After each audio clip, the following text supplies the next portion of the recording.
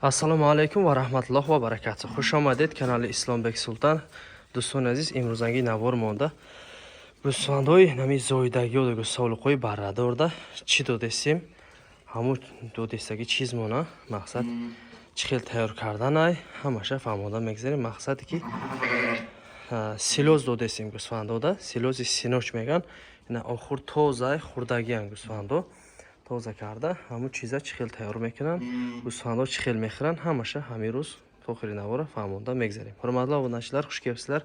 Исламбек Султан каналга биродарлар, бугун силоз тайёрлаш.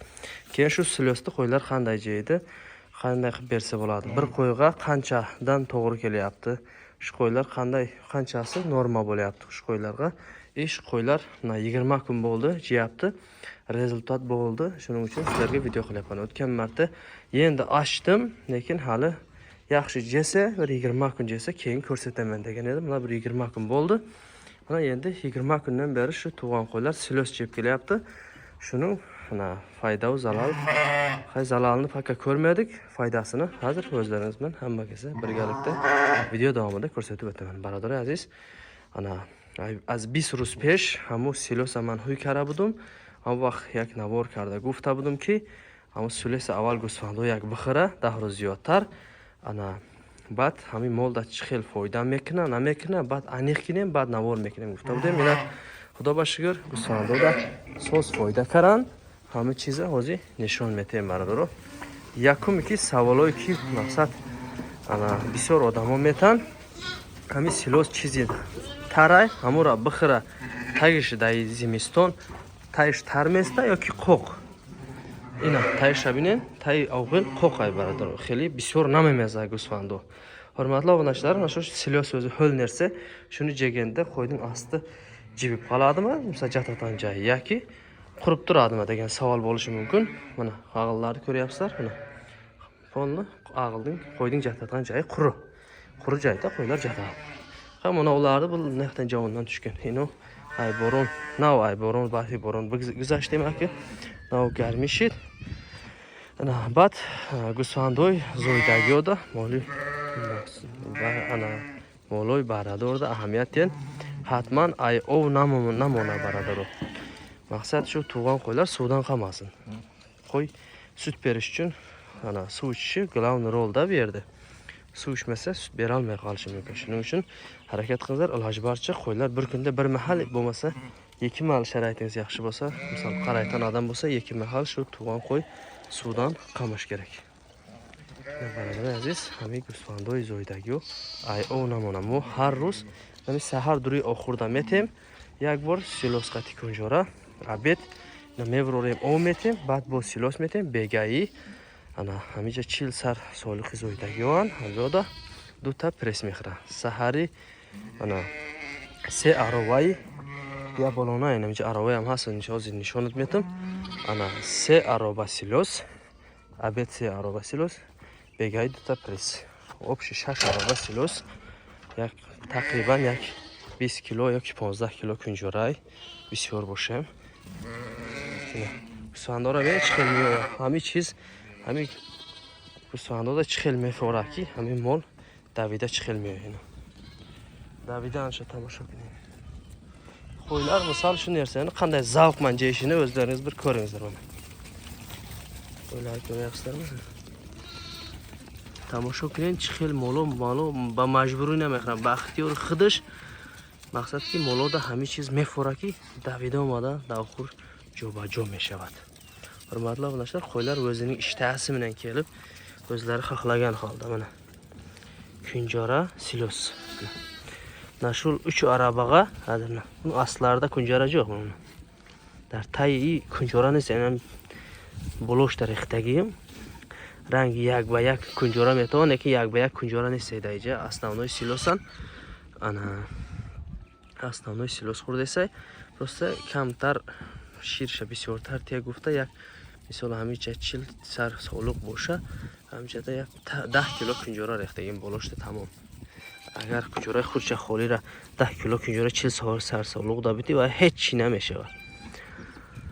agar 10 kilo kunjara ham shunday 40 ta sog'liq tug'an quloqqa beringizlar, bu hech narsa bo'lmay qoladi. Shunday narsaga sal aralashtirib berib jursangizlar, bu kusulyosning o'zi ham baquvvat narsa, bu malga ham yana yaxshi foydasi bor. Ina sog'liqqa hay hamma chiz foyda dedese, ne dedese, ay barrash ma'lumay.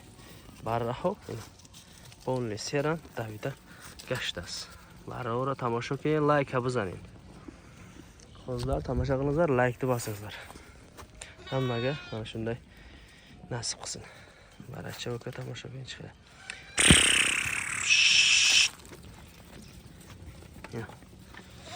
Hurmatli obunachilar, jonlaringiz omon bo'lsin. Sizlar uchun mana shunday qo'ldan kelgancha yaxshi videolar syomka qilishga harakat qilamiz.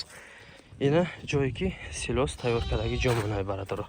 Aynami jash na huykada budem, bu vaqt navorkada nishon doda budem. Ina nami qash qarib ya teleshkasha xurdan. Ya teleshkara xurdan ina.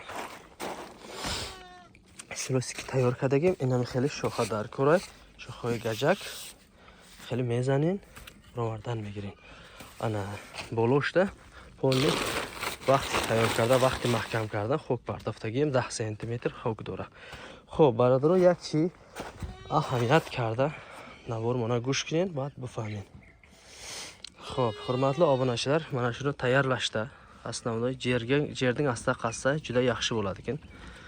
Dar tay zamin agar hamira bikinin xo'ptar meshiday. Ina tay zaminda kadagen ba'd doyumush kilonkara ahamiyat dedi. Kilonkay baqvat g'avstaraksh mepartoyet. İlojаш боша и болои парникда мекашан, а хели бигирин бо хубтара 8 метра. Ана хелиш зур мешидай. Ана баъд як телечка силозда ҷугори макай майдара ки майда кадагишда, як телечкаша 10 кило намак қуш кадагим. 10 як телечка ва 10 кило. Ija 4 телечка обши тайёр кадагим.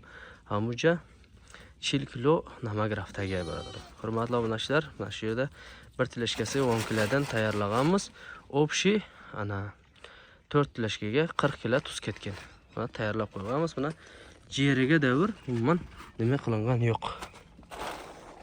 To taysha hech kadagi nesa. Xel odamlar gufta budki taysha yak du bayni shomba ya ariqcha bumon yoki taysha yagon ana kaha ham har chizi qoqa bumon ovsha kashida xudsha bigira ki i taysh jazir mesha gufta bud. Neki man پولی محکم کردم یک نه کلونکای من نرسیده بود این مغازین خودمون آوردیم نه خیلی پروسه خوش کردم مونده بودم اگر او جمع شود ای بین اینو بگذره گفتم یکی خیلی این هم تری بد نیست پچتی خوکای انا ای سیلوس مونه زور شید نکی خدا باشکینه می پرتوی مال راحت کده میخره ایره وقتی تیار کردن انا 10 خونه تا 10 سوتیق 15 сотиқ боша метонин ай дасти дробилка қати бизанiyam майда карда намақуш карда хеле таи замин маҳкам кидане мешавад ав хеле бисёртар боша мо хеле ҳамира силос мекардаги худш устанокшон аст камбайшон ҳаст хеле чизо қати закас мекунем миёян худшон зада метан майра ана я телешкаша худум ай замини худам буромад се телешкаша донаш я телешкаша 1.5 сомонӣ харида будам арзон галтида буд. Баъд аки бу қимат шид 1800 ам фурухтан мардум то 2500 фурухтан. Ҳар хел савдо шидан. Ҳар ҷо ҳар хелай савдошон. Дониш қати ам мефурӯшан, ира силоса бедон ам мефурӯшан. Ҳам хели гапвай. Ҳурматли обунаchilar buni danimdan ham sotadi, danini ajratib qurpayasini ham silos qilib sotadi. Iloji bo'lsa dani bilan olsangizlar juda yaxshi shu. Mana shu qo'zichoqlar ham urganibdi. Sho'rtakda qo'zichoqlar ham tushib kelib jeyveradi ekan. Mana shu qo'zilar ham urra jeb yotdi shuni o'zlari kerak. Baracha o'kam xudshun omada xurdan megirifta hamma chiza maqsad barroda meforidayda hamma chizi nag'iz buday ha bu savoloton bo'sha dar kommentar binafsin harakat mekining borish mo javob dodan hurmatli obunachilar ana bilganlaringizni yozib ketingizlar qanday tayyorlashini men birinchi yil tayyorlashim qo'ldan kelgancha sizlarga tushuntirishga harakat qildim ana savollarınız bo'lsa kommentarga yozib qoldingizlar bir dona laykni bosish esdan chiqmasin barador aziz یک dona layka inshaalloh bizanin moyam harakat mekining барои шумо наворои хуб наворои фоида медодаги мардумда халқда фоида доштаги навороро сёмка кардана ҳаракат мекунем зиндаву сарбаланд бошен ҷонларинgiz omon bo'lsin qo'ldan kelgancha bilganlarimizni sizlarga ulashishga harakat qilamiz